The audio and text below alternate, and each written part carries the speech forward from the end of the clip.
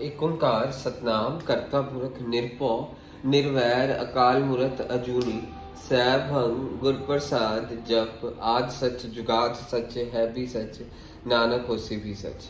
वाहिगुरु जी का खालसा वाहिगुरु जी की फतेह। Dear students, in this video I am going to cover Rutherford experiment. Ernest Rutherford ने बहुत बड़ी क्रांति लाई स्ट्रक्चर ऑफ एटम में। 1911 में ये क्रांति लेके आया। न्यूजीलैंड का साइंटिस्ट है अर्नेस्ट रदरफोर्ड। इसने न्यूक्लियस को डिस्कवर कर दिया। कैसे डिस्कवर करा जरा ध्यान से देखिएगा। इसने एक अल्फा पार्टिकल्स लिए। अल्फा पार्टिकल्स होती क्या है? Doubly charged helium gas is called alpha particles. Alpha particles, alpha का सिंबल ये रहा, alpha particles, doubly charge helium gas, इसीलिए He2+ लिया। इसको पास किया गोल्ड के फॉइल में से। गोल्ड आपको पता है सबसे ज्यादा मेलेबल मेटल गोल्ड है। मेलेबल मीन्स उसकी हम पतली से पतली शीट बना सकते हैं। इसने 0.04 mm थिक शीट ली गोल्ड की। उस इतनी सी थिक शीट में 1000 एटम्स ऑफ गोल्ड थे। गोल्ड का सिंबल होता है Au। आसपास उसने एक फ्लोरोसेंट स्क्रीन रख दी, जिंक सल्फाइड की फ्लोरोसेंट स्क्रीन रख दी। उसको इतना तो पता था कि हीलियम के पार्टिकल्स गोल्ड के पार्टिकल से भारी हैं, तो मतलब हीलियम के पार्टिकल्स इसको चीर के निकल जाएंगे, वो तो इसको पता था।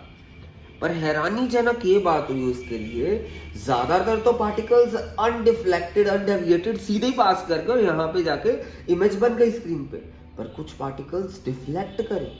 उसने सोचा कि डिफ्लेक्ट करे तो करे क्यों। उसने ये सोच ही जा रहा था कैसे क्यों डिफ्लेक्ट करे, कैसे डिफ्लेक्ट करे। तो उसने फिर ये चीज देखी। उसने कहा कि कुछ तो है इन एटम के बीच में, कुछ तो है कि ये डिफ्लेक्ट करे। ज्यादातर चाहे सीधा पास करे, तो कुछ तो है कि बीच में कुछ डिफ्लेक्शन आई है, कुछ ना कुछ तो है एटम के बीच में। उसने ना फिर ये एक्सप्लेन करा। एटम सर्कुलर शेप में है, उसमें ज्यादातर एटम एम्प्टी स्पेस है, पर उसके अंदर एक छोटी सी न्यूक्लियस है, बहुत छोटी सी न्यूक्लियस बहुत छोटी। उसने बोला न्यूक्लियस बहुत छोटी है, ज्यादातर एम्प्टी है, क्योंकि ज्यादातर एटम्स अल्फा पार्टिकल्स ज्यादातर सीधा ही पास कर गए, ज्यादातर सीधा पास कर गए, क्योंकि ज्यादातर एम्प्टी स्पेसेस थी। पर जो alpha particles doubly charge helium gas, यानी जो अल्फा पार्टिकल्स इसके ऊपर एकदम न्यूक्लियस के सेंटर के ऊपर स्ट्राइक करे ना, वो बाउंस बैक कर गए। उसने देखा कि उसने 12,000 पार्टिकल्स अगर उसने हीलियम के इसके अंदर से पास करवाए तो एक बाउंस बैक कर गया। बाउंस बैक करा मतलब इसके अंदर देखो अल्फा पार्टिकल्स के पास पॉजिटिव चार्ज है। अब पॉजिटिव एक दूसरे को रिपेल करती है ना, मींस अल्फा पार्टिकल पॉजिटिव आई, यानी ये जहां से बाउंस बैक करा इसके पास भी पॉजिटिव चार्ज है। इसलिए उसने बोला कि बीच में एक छोटी सी गोली, जिसे न्यूक्लियस का नाम दे दिया, जिसके पास पॉजिटिव चार्ज पार्टिकल्स हैं, जिसकी वजह से अल्फा पार्टिकल्स बाउंस बैक करें।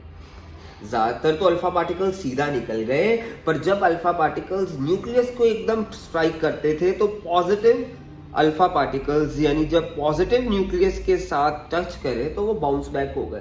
तो हर 12,000 पार्टिकल्स में से एक बाउंस बैक कर गया। आपको पता ही है न्यूक्लियस के अंदर प्रोटॉन्स होते हैं, न्यूट्रॉन्स होते हैं। प्रोटॉन्स के पास पॉजिटिव चार्ज होता है, प्रोटॉन्स के पास पॉजिटिव चार्ज है, इसीलिए ये जब positive alpha particles positive neutrons को टच करे तो वो बाउंस बैक कर गए। हर बार 12,000 पार्टिकल्स में से एक बाउंस बैक कर गया।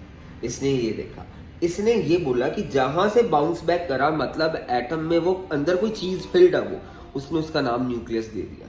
बाकी कहता सारा खाली है, एटम के अंदर एम्प्टी स्पेस है, छोटी सी फिल्ड स्पेस है, उससे उसने उसका नाम न्यूक्लियस दे दिया। ये सारे एकदम सीधा निकल गए। और जो जैसे न्यूक्लियस के पास से निकल रहे थे स्मॉल डिफ्लेक्शन, जो न्यूक्लियस के साइड से टच कर रहे थे लार्ज डिफ्लेक्शन, इसी कारण डिफ्लेक्शन हुई। जो न्यूक्लियस के साइड से निकल गए स्मॉल डिफ्लेक्शन, हल्का सा साइड से, जो एकदम टच करके साइड से निकले उनकी लार्ज डिफ्लेक्शन, इसलिए डिफ्लेक्शन हो गई। और जो न्यूक्लियस से बहुत दूर दूर से जा रहे थे वो एकदम सीधा पास कर गए।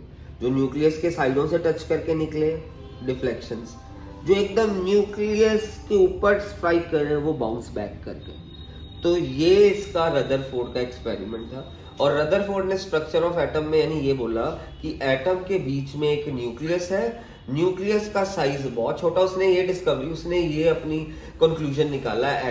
एटम के बीच में एक न्यूक्लियस है, ज्यादातर एटम के अंदर एम्प्टी स्पेस है, न्यूक्लियस जोन सा है उसमें प्रोटॉन न्यूट्रॉन है, एम्प्टी स्पेसेस में इलेक्ट्रॉन्स घूम रहे हैं ऑर्बिट में, ये इसने बोला। अब इलेक्ट्रॉन्स घूम रहे हैं, प्रोटॉन्स न्यूट्रॉन सेंटर न्यूक्लियस में है, पर ये इसके अंदर ड्रॉबैक क्या था कि ये स्टेबिलिटी नहीं प्रूव कर पाया। उसने बोला कि इलेक्ट्रॉन्स रिवॉल्व कर रहे हैं ऑर्बिट में, सेंटर में न्यूक्लियस है और न्यूक्लियस के साइडों में ऑर्बिट्स है। इलेक्ट्रॉन्स रिवॉल्व कर रहे हैं कहाँ पे? इलेक्ट्रॉन्स रिवॉल्व कर रहे हैं ऑर्बिट में। अब इलेक्ट्रॉन्स अगर रिवॉल्व कर रहे हैं, कभी ना कभी तो एनर्जी लूज करेंगे तो इलेक्ट्रॉन सारे न्यूक्लियस के अंदर गिर जाएंगे। तो ये स्टेबिलिटी नहीं प्रूव कर पाया। उसने सिंपल बोला, हर एटम के बीच में छोटा सा न्यूक्लियस है, छोटे से न्यूक्लियस में प्रोटॉन न्यूट्रॉन है, और साइडों में क्या निकल रहा है? साइडों में है उसके शेल्स है। अब शेल्स में इलेक्ट्रॉन्स घूम रहे हैं। अगर इलेक्ट्रॉन्स रिवॉल्व कर रहे हैं, उसने बोला इलेक्ट्रॉन्स रिवॉल्व कर रहे हैं, अगर रिवॉल्व कर रहे हैं भैया तो वो एनर्जी लूज करेंगे, एनर्जी रेडिएट करेंगे, इनके पास एनर्जी खत्म हो जाएगी, वो न्यूक्लियस के अंदर गिर जाएंगे। मींस ऐसे गिर जाएंगे तो मींस वो स्टेबिलिटी प्रूव ही नहीं कर पाया रदरफोर्ड। That's it.